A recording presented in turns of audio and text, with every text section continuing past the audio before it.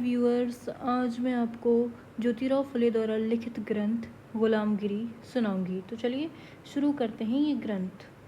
बाणासुर ने अपनी सारी जायदाद की गिनती करके अश्विन वध त्रयोदशी को पूजा की। फिर उसने वध चतुर्दशी को और वध 30 को अपने सभी सरदारों को बढ़िया बढ़िया खाना खिलाया और सभी ने मौज मनाई। बाद में उसने कार्तिक शुद्ध 1 को अपने कई सरदारों की योग्यता के अनुसार इनाम दिया और अपने अपने मुल्क में जाकर काम करने के लिए कहा। इससे वहाँ की सभी स्त्रियों को भी खुशी हुई। उन्होंने कार्तिक शुद्ध 2 को अपने अपने भाइयों को यथा सामर्थ्य भोजन खिलाया। उन्होंने उनको भोजन खिलाकर उनका पूरी तरह समाधान किया। बाद में उन्होंने उनकी आरती उतारी और कहा कि अला बला जावे और बलि का राज आवे। इस तरह आने वाले बलि भाई दूज के दिन क्षत्रिय लड़कियां अपने अपने भाइयों को बलि के स्मरण के बगैर दूसरा आशीर्वाद नहीं देती हैं। लेकिन उपाध्याय कुल में इस तरह का स्मरण दिलाने का रिवाज नहीं है।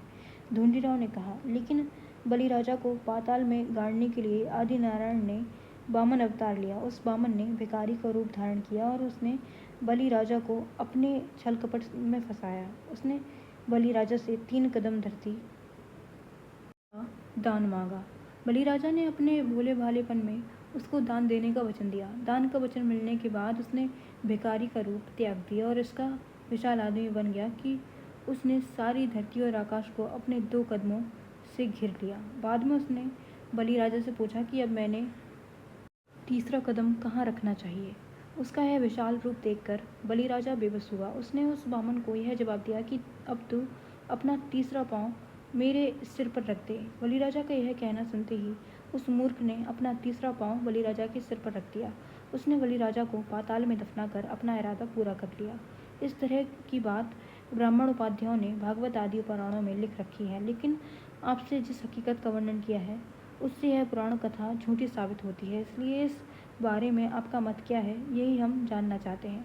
ज्योतिराव ने कहा, इससे अब तू ही सोच कि जब उस धूर्त ने अपने कदमों में सारी धरती और आकाश को घेर लिया था, तब उसके पहले ही कदम के नीचे कई गांव के लोग दब गए होंगे। उन्होंने अपनी निर्दोष जानें गंवाई होंगी या नहीं।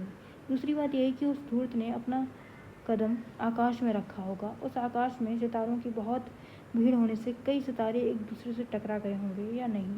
तीसरी बात यह है कि उस मूर्ख ने अपने दूसरे कदम में अगर सारे आकाश को हड़प लिया होगा, तब उसके कमर के ऊपर के शरीर का हिस्सा कहाँ रहा होगा। उस आदमी का दूसरा कदम उसकी बड़ी नाभि तक ऊपर आकाश में पहुँच सकता है, उससे ऊपर नहीं। इससे इस धूर्त ने अपने कमर से उसके माथे तक आकाश शेष बचा रहा होगा। तब उसने अपने ही माथे पर अपना तीसरा कदम रखना चाहिए था और अपना इरादा पूरा कर लेना चाहिए था। लेकिन उससे अपना इरादा पूरा करने की बात अलग रख दी और उसने केवल छल कपट से अपना तीसरा कदम बलि राजा के माथे पर रख दिया और उसको पाताल में दफना दिया। उसकी इस नीति को क्या कहना चाहिए। ढूंढीराव ने कहा, क्या सचमुच में वह मूर्ख आदि नारायण का अवतार है या नहीं। उसने इस तरह सरेआम दगाबाजी कैसे की। जो लोग ऐसे मूर्ख दुष्ट आदमी को आदि नारायण का अवतार मानते हैं, उन इतिहासकारों की छीछी करते हुए हम उनका निषेध करते हैं। कारण उन्हीं के लेखों से बामन छली, धोखेबाज, विनाशकारी और हरामखोर साबित होता है। इसने अपने दाता को ही, जिसने इस पर उपकार किया था, दया दिखाई थी, उसी को पाताल में दबोच लिया। ज्योतिराव ने कहा, चौथी बात यह है कि उस मूर्ख का सिर जब आकाश को पार करके स्वर्ग में गया होगा, तब उसको वहाँ से बड़े जोर से चिल्लाते हुए बलि को पूछना पड़ा होगा कि अब मेरा तीसरा कदम कहाँ रखूँ और अपना इरादा और आपके इरादे को पूरा करूँ। क्योंकि आकाश में उस मूर्ख का मुँह और पृथ्वी पर बलि राजा, इसमें अनगिनत कोसों दूर का फासला रहा ही होगा।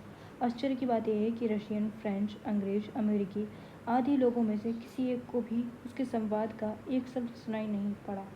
यह कैसी अजीब बात है। उसी प्रकार धरती के मानव बलि राजा ने उस बामन नाम के धूर्त को उत्तर दिया, तो अपना तीसरा कदम मेरे माथे पर रख दे। फिर यह बात उसने कैसे सुनी होगी, यह भी बड़े आश्चर्य की बात है। बलि राजा ने कहा, उसके जैसा धोखेबाज आदमी बना नहीं था। पांचवी बात यह है कि उस धूर्त के बोझ से धरती की कुछ भी हानि नहीं हुई। यह भी कितने आश्चर्य की बात समझनी चाहिए। ढूंढीराव ने कहा, अगर धरती की हानि हुई होती तब हमने यह दिन कहाँ से देखे होते। उस मूर्ख ने क्या खाकर अपनी जान बचाई होगी। फिर जब वह धूर्त मर गया होगा, तब उसकी उस विशाल लाश को शमशान में ले जाने के लिए कंधा देने वाले 4 लोग कहाँ से मिले होंगे। शायद अगर उसको उसी जगह पर जहाँ वह मर गया होगा वहीं जलाया गया होगा। यह कहा जाए तब उसकी जलाने के लिए पर्याप्त लकड़ियाँ या कंडी कहाँ से मिली होंगी। अगर उस तरह की विशालकाय लाश को जलाने के लिए पर्याप्त लकड़ियाँ नहीं मिली होंगी तब उसको वहीं कुत्ते सियारों ने नोच नोच कर खा लिया होगा और उसका हलवा पस्त किया होगा या नहीं।